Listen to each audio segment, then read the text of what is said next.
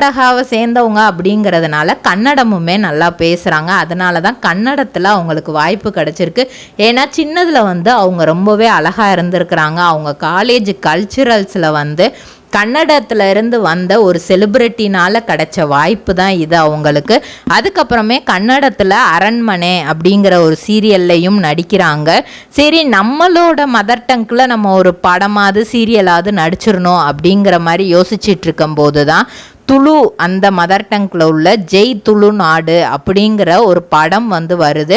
அதுலேயும் இவங்க நடிக்கிறாங்க. இவங்களோட ஃபேஸ் கட்டுக்கு வந்து ஹீரோயினாவே போடுற அளவுக்கு சான்ஸ் கிடைக்கிது. ஆனால் அந்த அளவுக்கு ஃபேமஸ் இல்லை, மக்கள்கிட்ட தெரிய வரலை. அப்படிங்கிறதுனால எல்லாமே வந்து சைடு பாக்குமட்டை தயாரிக்கும் மிஷின் கிடைக்கும். அதற்கான ரா மெட்டீரியல்ஸையும் வருடம் முழுதும் நாங்களே சப்ளை செய்து வருகிறோம். நீங்கள் செய்யும் தட்டுகளை நாங்களே எடுத்துக்கொள்கிறோம்.